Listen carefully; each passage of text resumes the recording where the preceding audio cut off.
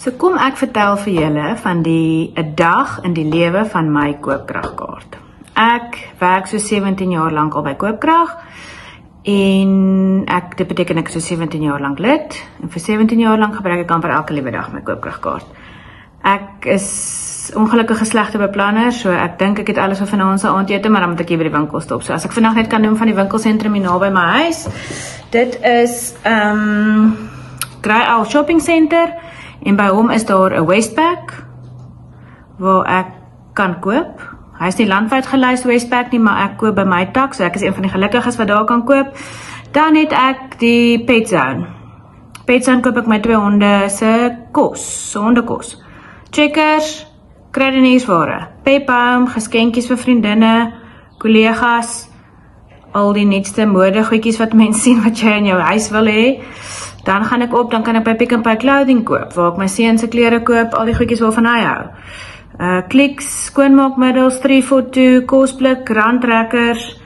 Laastens is daar Woolworths waar ek ook kan stop, waar jy vleis na 2 in die middag kan koop, wat op die dag se vervaldatum is teen 30% afslag.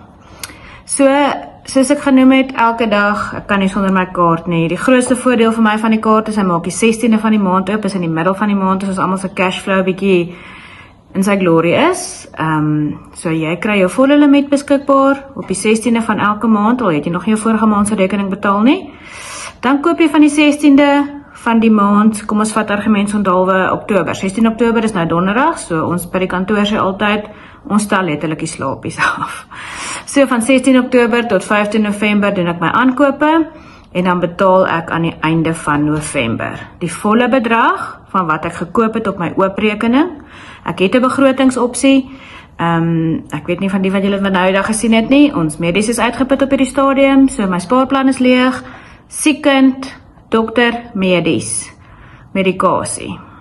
Kliks toe, medikasie gekry, pille gekoop op my budgetrekening. So dit het ek gevat op 6 maande, dis 1.8% rente per maand, wat nou heel wat minder is as kredietkaarte.